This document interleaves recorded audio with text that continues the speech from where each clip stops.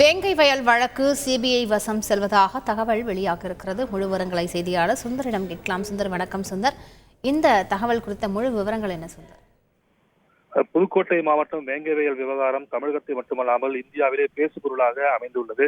இந்த விவகாரம் தொடர்பாக இந்த வழக்கு சிபிசிஐடி வசம் ஒப்படைக்கப்பட்ட பிறகு திருச்சி சிபிசிஐடி டிஎஸ்பி பால்பாண்டி தலைமையில் 20க்கும் மேற்பட்ட சிபிசிஐடி அதிகாரிகள் வேங்கவியல் கிராமத்திற்கு சென்று நேரடியாக விசாரணை செய்து கிட்டத்தட்ட ஒரு 300 நபர்களிடம் வாக்குமூலங்கள் பெற்று அந்த வாக்குமூலங்களின் அடிப்படையில் அதில் 31 நபர்களிடம் உண்மை கண்டு, அதாவது டிஎன்ஏ ரத்த மாதிரி பரிசோதனையும் நீதிமன்ற அனுமதி பெற்று எடுத்தனர்.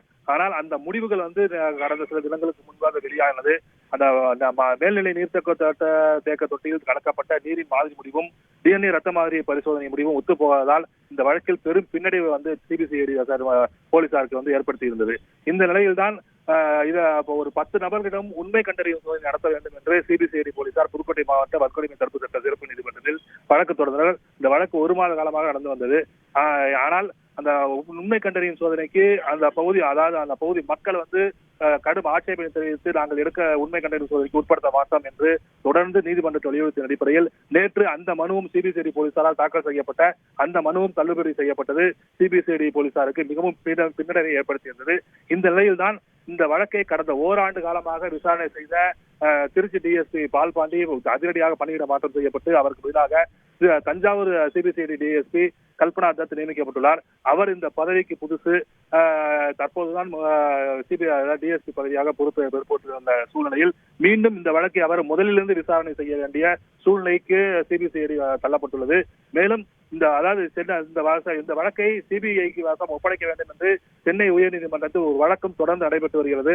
அந்த வழக்கில் கடந்த சில தினங்களுக்கு முன்பு வழக்கு விசாரணைக்கு வந்த போது 2 வார காலத்திற்குள் நாங்கள் விசாரணை முடித்து அறிக்கை தாக்கல் செய்வோம் என்று சிபிசிஐடி சென்னை உயர்நீதிமன்றத்தில் மனு தாக்கல் செய்திருந்தோம். அறிக்கையா பதில் மனு தாக்கல் செய்திருந்தோம். தற்போது ஓராண்டாக விசாரணை செய்த அதிகாரி பணியிட மாற்றம் செய்யப்பட்டு அவருக்கு புதிதாக டிஎஸ்பி பதவியேற்ற சூழ்நிலையில் இந்த வழக்கு மீண்டும் முதலிலிருந்து விசாரணை செய்ய வேண்டிய சூழ்நிலை ஏற்பட்டதாலும், இந்த வழக்கை பொறுத்தவரை 3 சமூகத்தினர் சம்பந்தப்பட்டுள்ளனர். ஒரு சமூகத்தினர் பாதிக்கப்பட்ட ஒரு சமூகத்தினர், மற்றொரு சமூகத்தினர், 3 சமூகத்தினர் தான் அந்த ஊரில் வசித்து வருகின்றனர். அந்த பாதிக்கப்பட்ட சமூகத்தை தவிர மற்ற 2 சமூகத்தினர் நேற்று தேர்தல் புறக்கணிப்பு செய்ய போவதாக பிளக்ஸ் பேனரை அந்த பகுதியில் வைத்தனர். தொடர்ந்து சிபிசிஐடி போலீசார் தங்களை உண்மை குற்றவாளியை 1 ஆண்டு காலமாக கண்டுபிடிக்காத சூழ்நிலையில் எங்களை வஞ்சித்து வருகின்றனர். எனவே நாங்கள் தேர்தல் புறக்கணிப்பு செய்கிறோம் என்ற பிளக்ஸ் பேனரை வைத்து அந்த பிளக்ஸ் பேனர் நேற்று காவல்துறை அதிகாரிகளால் அகற்றப்பட்டு பேச்சுவார்த்தையானது தொடர்ந்து நடைபெற்று வருகிறது. இந்த சூழ்நிலையில் இந்த விவகாரமானது கடந்த ஓராண்டு காலமாக சிபிசிஐடி போலீசாருக்கு எந்த விதமான முன்னேற்றமும் இல்லை. இந்த வழக்கு அரசுக்கு மட்டுமல்லாமல் சிபிசிஐடிக்கே பெரும் தலைவலியாக உள்ளது என்ற கருத்தையும் நாம் அரசு வழக்கறிஞர் ஒருவரிடம் பேசினோம். அவர் அந்த கருத்துக்கே தான் முன்வைத்தார். எனவே இந்த வழக்கு சிபிஐக்கு ஒப்படைப்பதுதான் நல்லது என்ற கருத்தும் தற்போது கலந்து ஆலோசிக்கப்பட்டு வருவதாகவும், இந்த நவீன டெக்னாலஜி மூலமாக தான் இந்த வழக்கை பொறுத்தவரை குற்றவாளிகள் கண்டுபிடிக்க முடியும்.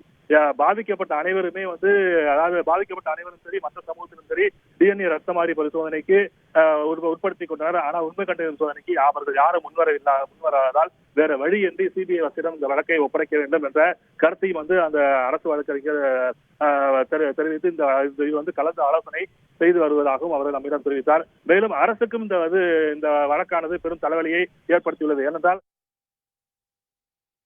முழு விவரங்களுக்கு நன்றி சுந்தர். செய்திகளை உடனுக்குடன் தெரிந்து கொள்ள உடனே சப்ஸ்கிரைப் பண்ணுங்க.